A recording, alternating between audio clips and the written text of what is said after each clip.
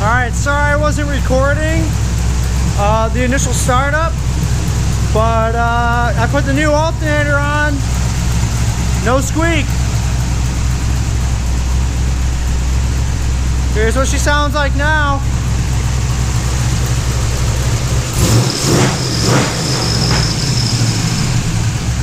So, yeah. Sounds a lot better with no squeaking. And it sounds a hell of a lot better on all 8 cylinders. It's still not tuned yet. I mean, this is just a Holly like startup tune or whatever. I just took it around the block. Well, actually, let me shut this off. Hold on. So as you see, the idle is all where it should be, between 2 and 10%, sitting there at 2 to 3%. We're at 200 degrees, idling just fine. I think it's programmed like 950. See, it's okay there. So anyway, let me shut this off. There we go. I actually just took it around the block. The alternator thing I did over the weekend. Put some heat shielding on here so my intake temps aren't too crazy high. But I just took it around the block. This is the first time I've driven it. A, on all 8 cylinders, which is like monumental for this project. And B, first time since the subframe connectors are on. And also the, I guess this was a terrible angle. There we go. The lower control arms. So, wow. Well, obviously this car used to be with that rear end under here, 273 gearing, open diff, drum brake. So I just took this around the block, and it broke both tires loose like immediately. It wasn't shifting very nicely. It seemed like it was kind of like hanging on in gears. I checked the transmission fluid level, and it was like almost empty. I kind of like forgot to double check that. Like, I think over the winter we messed with like the trans cooler and just stuff like that. This dipstick, this is the stock dipstick for the 700R4. We were messing with that, and I think that we had lost probably like half a quart like in the lines, like when we disconnected them and stuff.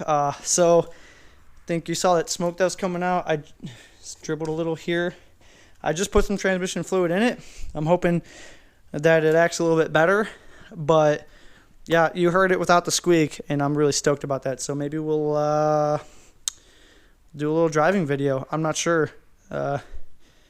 These transmissions are kind of silly, so I don't know.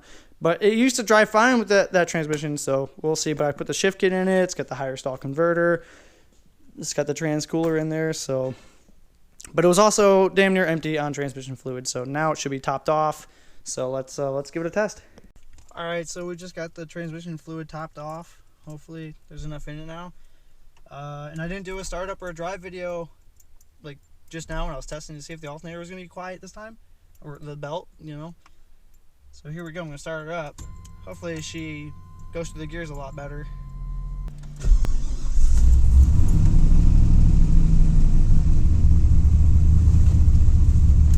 Hoping that she just kind of goes through the gears a little better.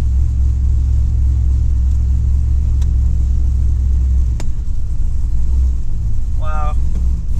Oh yeah, that's a lot better. So I didn't think about this before, but before when I was trying to go into reverse, you might actually be able to tell on the one video where it was like the cold start video. Yeah, reverse didn't have like, oh yeah, now it spins the tires in reverse. Well, in my gravel driveway, it kicks loose. That's a good sign. That's a good sign that it might actually shift through the gears like it's supposed to, like it did last year when we drove it to Fat Man's Invasion, and we took it down the drag strip with 6.5 cylinders. There was a real bad misfire on the one cylinder, and the other cylinder 8 was dead this entire time. So just kind of making sure I still have park. I literally dumped like so much transmission fluid onto the header, like by mistake. Actually, I thought I was like filling it. the funnel kind of moved, and it was just going on the outside of the funnel. I didn't see that, so let me just go around this and double check. I hear the fan is on. Just want to make sure. All right, cool. It's not dripping nothing, or it's not dripping anything. So that's okay. Okay, I think I'm just gonna take up the street real quick. Oh, here's my horn. I don't know if I ever showed anyone this in the videos. I thought that was pretty funny. Okay, that's probably gonna fall over. I'm just gonna drive normally here. Just put in overdrive maybe, or drive, and just see how it goes. Maybe we can hold this. Oh yeah, reverse is actually working now. Man, sometimes I wish I I wish that you know, like T56s weren't so expensive, because stick would be, I think, a little bit easier. You know, you figure out your okay.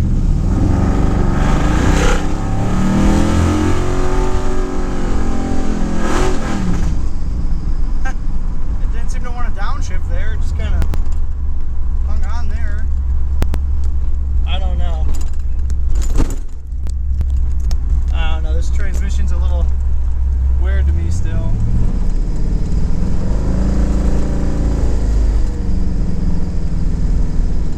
I don't know if my TV cable is adjusted properly. Seems like it downshifts okay, but then it doesn't seem to want to shift back. I don't know, let me show you.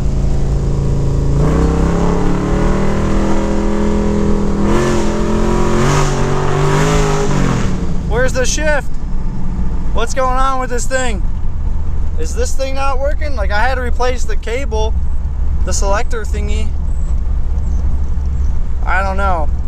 I think we're down to it shifting kind of weird. I guess if I can get it into third or fourth or whatever, we can dyno tune it. That's like my main concern now, is getting it operating enough to be dyno tuned.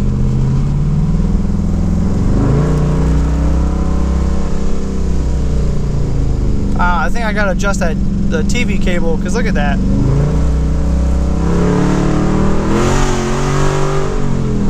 When's it gonna shift?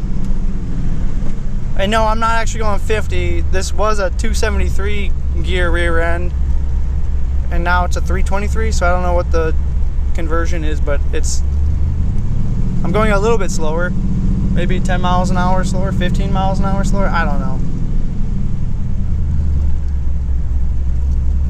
Just seems a little, I don't know.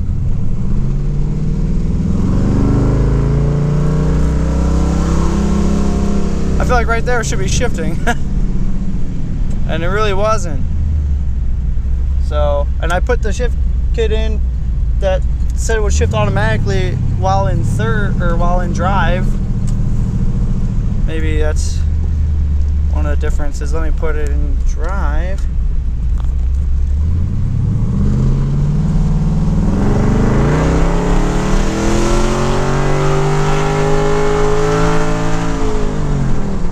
It doesn't seem like it's shifting, if you ask me.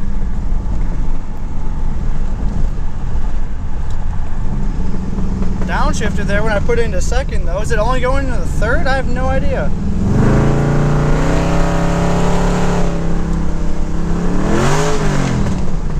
I don't know if the shift linkage is messed up or what.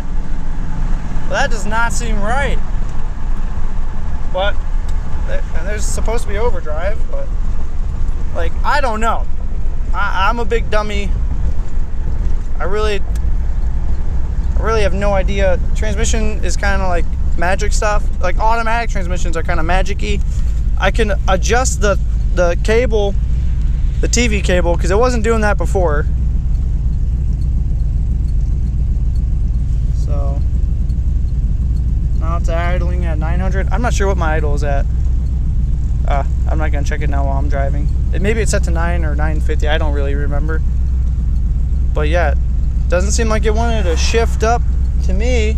Like first, second, no problem. Second,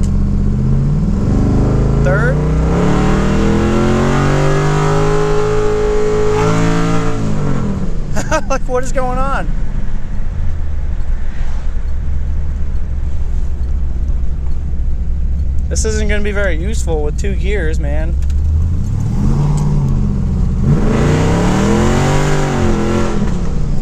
Broke the tires just a little bit there, but like, dude, I kind of need it to shift. I think we got I don't know, I think I got it set to where the TV cable isn't adjusted properly. It is kind of zip tied on there, so that's a thing. I guess we can check that out. I think I'm gonna adjust it a little bit because it used to actually shift. I was definitely in 4th gear, I think, last year. I was on the highway and it was cruising like 2,500 RPM. Or maybe it was more like 3,000, but as you saw, it was going like 50 or 60 and it was at like 7,000. So I don't know. But the mystery continues. It goes into park.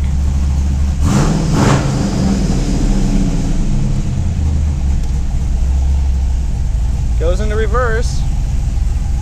Hey, those lights used to work. Where are those lights at? Aw. That light works. These lights used to work. Dang, dude. Whatever. I guess we'll figure out this transmission issue.